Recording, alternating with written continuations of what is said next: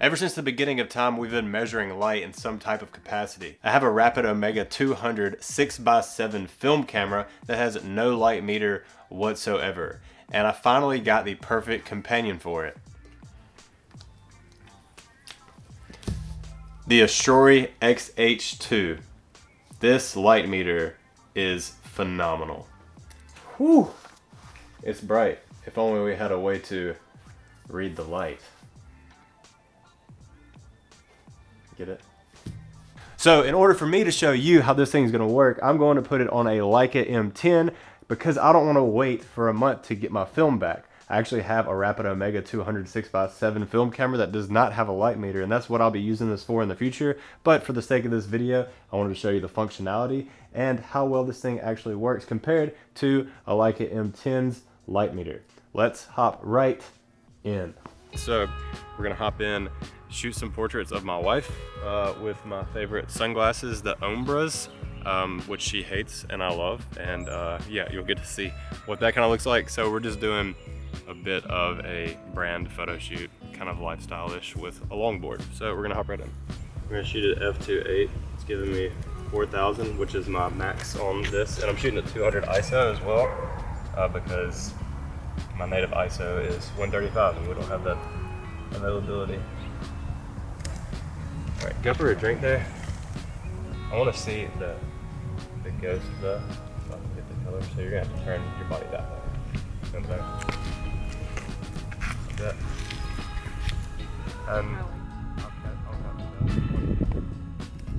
All right, now hold it in your hand and kind of lean your elbow down on your knee. Like that. Look over to your left. 1, 2,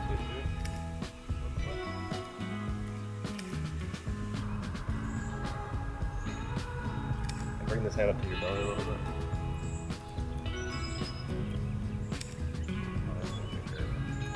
Over time, I'm going to change it a little bit like that.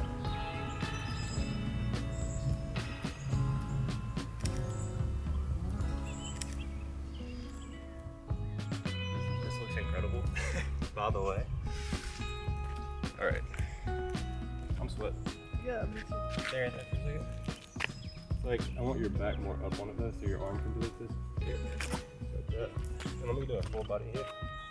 All right, so it's hot as balls outside, so I decided to come inside and actually use this for some still life shots with a little bit more of a controlled environment.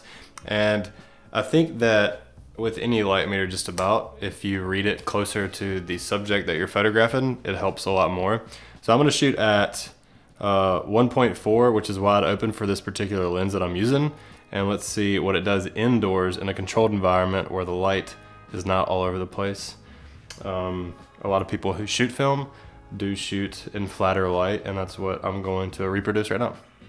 All right, so I'm going to use it and point it directly at my album here. It says 1/320, so I'm going to shoot at 101/320 here and see what happens. And I have it set for 1 stop underexposed because I like to underexpose everything.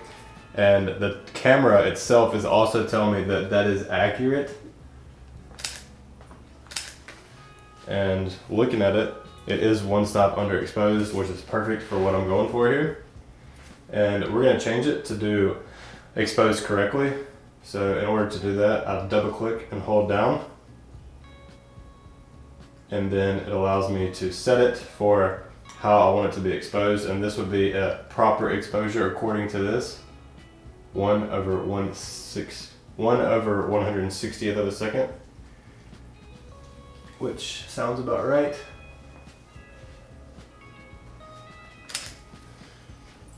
And I would definitely say that is perfect.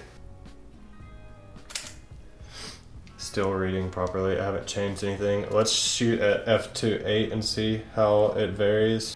All right, f2.8. It's saying 1/40th of a second. That's going to be hard to hold, but we're going to try it. And I think that looks fantastic, actually. I'm going to do the same thing back here. Beautiful.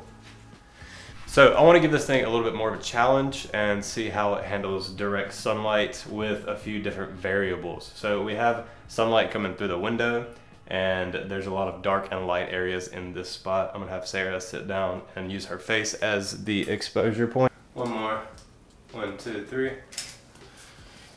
And that looks pretty good. I got that one right at 1/500th. But of course, once you get the light meter closer to your subject, it's more accurate. So look out to the left again, get that sun on you. So that would be shooting at 1/2000th, and I would shoot at 1/2000th, and that would probably be perfect, actually. So in my opinion, having this is great, but also, I mean, using it up against your subject is definitely gonna yield better results. For having a camera that doesn't have a light meter, this is gonna be super handy for you, and it does have the cold shoe adapter on it, so you can slide it right onto the camera, which I think is very helpful since I do have a film camera that doesn't have a light meter. I will be using this for that. All right, so using the XH2 AstrHori light meter on the Leica M10 gave me instant access to see how the files would actually turn out based off of the light meter itself. I do hate that I didn't have time to shoot some film with it, but I would say overall it is a really good product. The build of it is really, really, really nice. I love that it has this beautiful dial right here, and the button on the back just lets you go through deciding if you want to fix the aperture, the shutter, or the ISO, and you can also tell it to over or underexpose or expose properly. And these are the only things that you really need to know about this particular light meter, is that one, it does work, and two, it's built very well. Honestly, one of the best cold shoe meters that I've used. Overall, great light meter.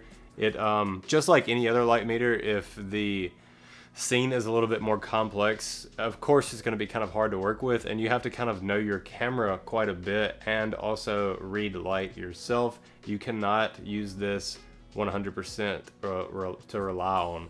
And just like I said before, if you can take it off and get it pointed closer to your subject like a lot of other spot meters, then this is a really good way to actually use this. And I find myself doing that quite a bit with it.